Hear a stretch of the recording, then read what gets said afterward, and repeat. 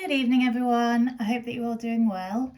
As I've been doing with the summaries that I've shared recently, I wanted to do the same with the reactions of metal ions in aqueous solution summary that I posted the other day by following up with a video of the sorts of questions that you need to be able to answer using that information, kind of talking through which bits of the posts that I made you do have to learn, like the colours, but then showing you, I guess, in real time how to put those equations together without me just going, yeah, okay, I know this off by heart, da da da da da da da da. Instead, what I'm going to show you is, well, if we know, for example, in reaction 1 what this pale blue precipitate is, then we get the formula of that, we have the formula of the starting material, we can see what's changed, we know whether we're thinking about reaction of a base, or there was one ligand substitution example and then there was a couple of just substitution examples, and how we can take it from there. Now, I chopped off a little bit of this question just because it literally said reaction 1, line, 3 marks. Reaction 2, line, 3 marks. But there are 3 marks available for each reaction, so there are 12 marks available for this question. So of course, if you're relying on your memory and your memory fails you, that's potentially up to 12 marks lost, which would be a shame, a real shame. So we'll do each reaction in turn. We will identify the species, the pale blue precipitate, deep blue solution, green blue precipitate, yellow green solution. We will write out some equations, and it says, we don't actually have to give colours this time, obviously, because they've been given to us, but identify a suitable reagent in this case. Okay, so we are going to be starting 3 of the 4 reactions from this copper hexa aqua ion, which itself is a blue solution. It's got a charge, and one of the things that I said in the post is that complex ions that are charged will be solutions, whereas precipitates form when a neutral species is produced, precipitates out of the solution, and that's why the reaction stops at that point. That's a pretty standard starting point for a lot of the reactions, if not all of them. It might be that instead of giving you the aqueous ions, they might have said, oh, we've got some copper 2 sulfate, which we've added to water to make complex ion Z. And then complex ion Z would be this. So that's just something to watch out for. But that in itself is a blue solution, okay? And I'm going to use the right kind of colours for each species as we go through. Now, how are we supposed to know what the pale blue precipitate is if we don't have a reagent? Well, the further reaction with the copper hexa aqua ions came with the addition of an excess of ammonia. The only other example where there was an additional reaction upon excess was the aluminium one with sodium hydroxide, whereby you first of all formed your white precipitate, you add more hydroxide ions, and you get a colourless solution. So that is the clue. And if they hadn't have said that the pale blue precipitate reacted again to form a deep blue solution, there would have been 2 possible reagents for reaction 1, which would have been the hydroxide ions or ammonia, because both of those would generate the exact same precipitate. As they're both acting as bases, they both take the water ligands off of they both take the protons off of the water ligands in that hexa aqua ion, so we wouldn't know. But because that pale blue precipitate reacts again, then we must be thinking about ammonia. So in reaction 1, the reagent is ammonia. Now it's not going to be an excess in reaction 1 because we're going via the precipitate. So for reaction 1, we could just, does it say state or name? Identify. So we could write ammonia, or we could just write NH3, but not in excess at this point. Give the formula of the copper containing species formed. So that is the pale blue precipitate. Now, as we said, this needs to be neutral for it to have precipitated out of solution.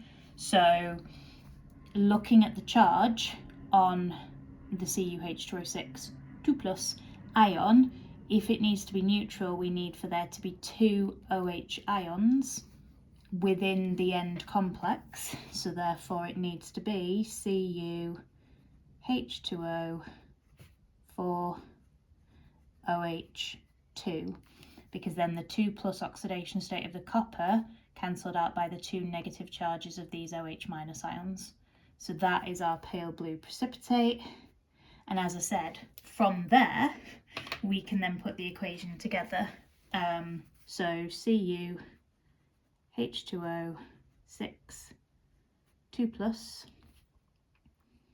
It's hydroxide ions that we're adding. And in order for us to have changed 2 of the water ligands down to 2 OH minuses, we have to have added 2 OH minuses. No, this is not a substitution. I know it looks very similar, but these OH minuses are going to take a separate proton from each water ligand, and that is what gives us our pale blue precipitate.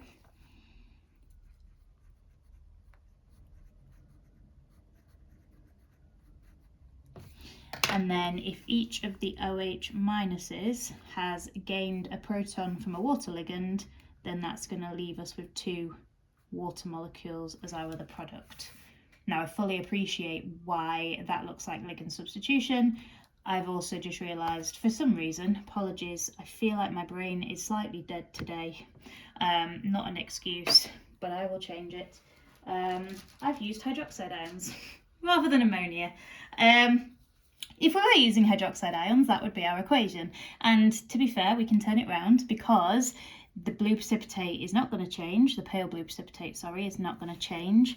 All I need to change is that OH minus, which I need to write NH3 instead. And then if the NH3s have gained a proton, they will form ammonium ions, which are NH4+. And I'll just rectify my silly error, for which I can only apologise.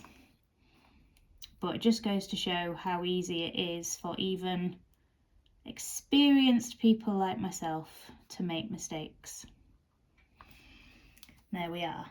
Now we can tell it's not ligand substitution, because if it was ligand substitution, the ammonias would end up in the copper-based product, and they haven't. They've gained a proton to become NH4+ ions, meaning it has to be that these are acting as bases. Okay, hopefully fix that. My apologies. Now, in the next part, rather than going from the start and thinking about, oh, well, if I start with the hex aqua ion and I immediately add an excess of ammonia to get the deep blue solution, what does that look like? We've got to go from the pale blue precipitate to the deep blue solution. Now we're still going to need to add, for our reagent, an excess of ammonia, but it is going to alter the way in which we write our equation. Now the deep blue solution, again, we need to appreciate that it's charged because it's a solution, and when we add the excess ammonia, this is the odd one. This is the ligand substitution one. And what we need to know for this and in transition metals is that if you have copper as an octahedral complex and you've added ammonia to get ammonia ligands on there, you don't get full substitution, you get partial substitution. So you end up with a species containing 2 waters and 4 ammonias. Neither ligand is charged, so the overall complex has a charge again of 2+, hence solution, deep blue or dark blue. I've always gone deep blue, dark blue is accepted. Now, it's potentially easier to write the equation from the hex aqua ions, but I would argue it's not too much more difficult to do it from the pale blue precipitate. Clearly I need to maybe concentrate a bit more with this one. So we know we're going to be adding more ammonia, so we can write that in, even if we don't know the number yet. Although I'd argue we do, because if we already have written the formula of the deep blue solution, we can see that there are 4 ammonias in there. And thus we are going to need to be adding 4 ammonias over here. And then it's just a case of looking at, well, what has changed between the formula of the pale blue precipitate and the deep blue solution. And we can see that we have lost 2 of the 4 waters. So that's going to be another product, 2H2O. And then the other thing that is no longer present are the OH minuses. So there we go. And that's our equation for that one, which, just checking, is not actually on the screen. There we go.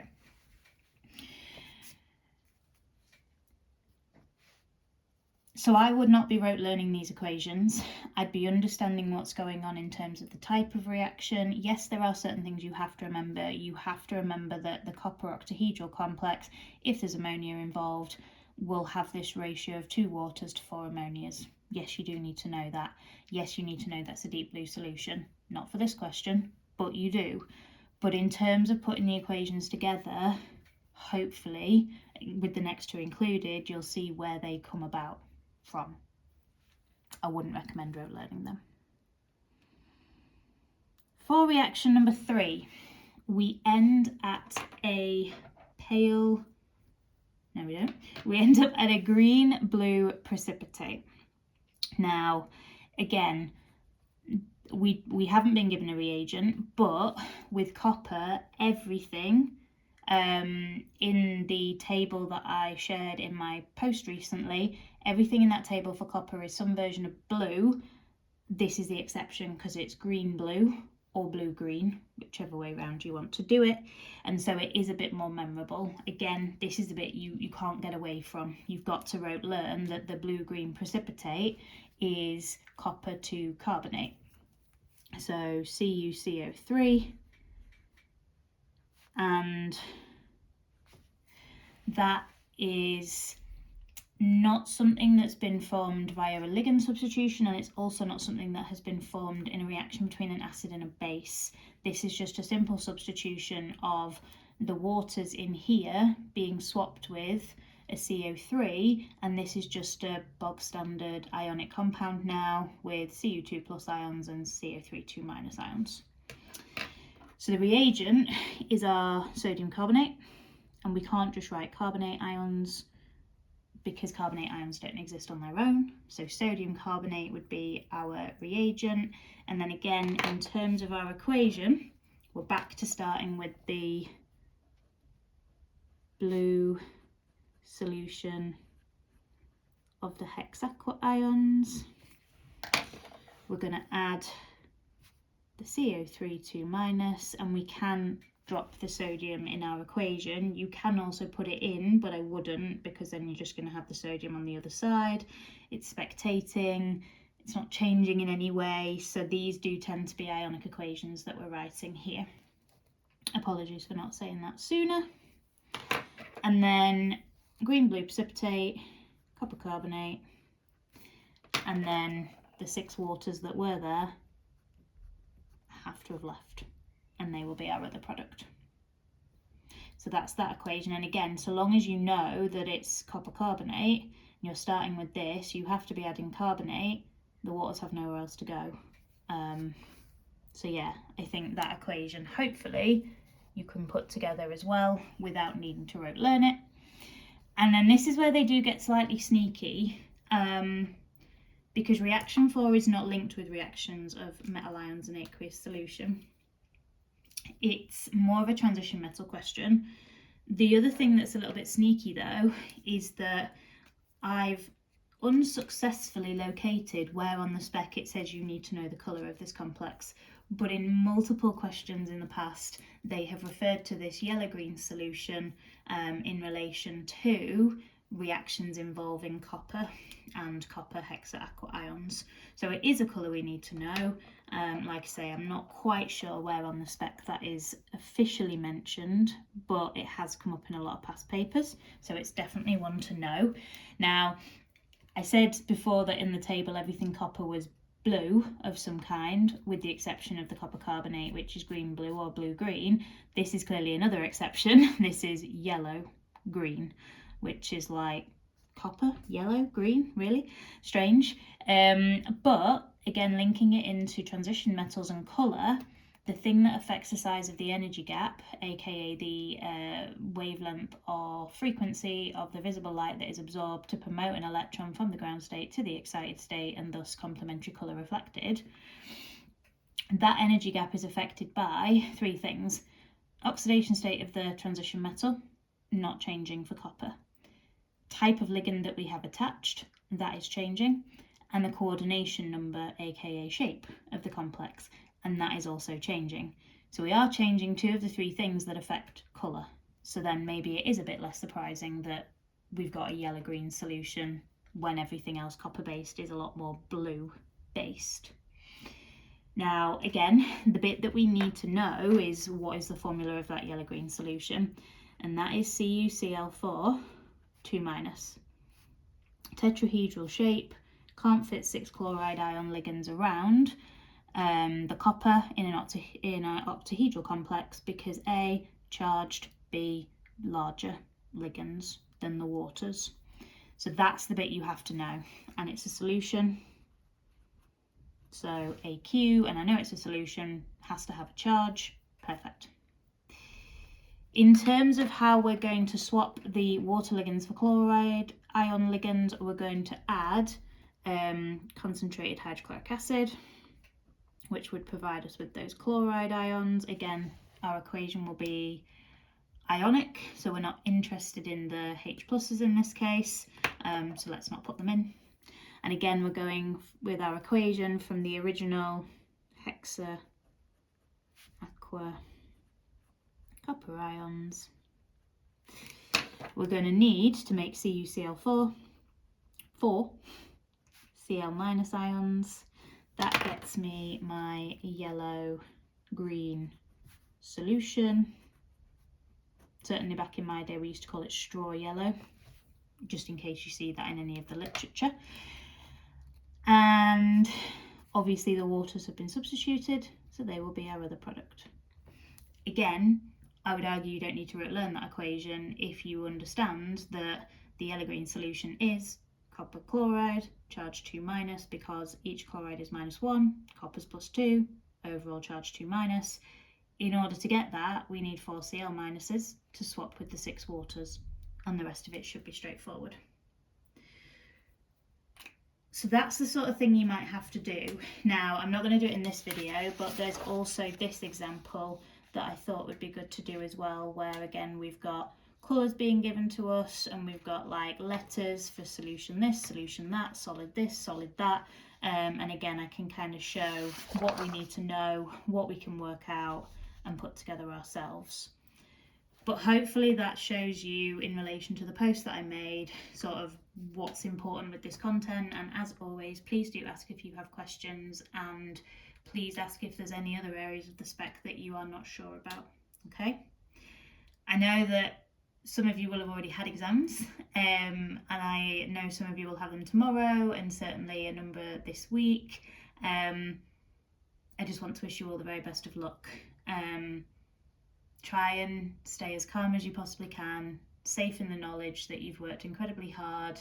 You can only do your best in the moment, and even if you come out feeling a bit disappointed with how it's gone, if you've given it everything, then that is all you can have done.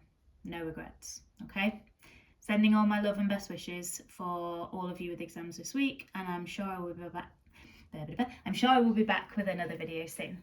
Take care, guys. Thank you.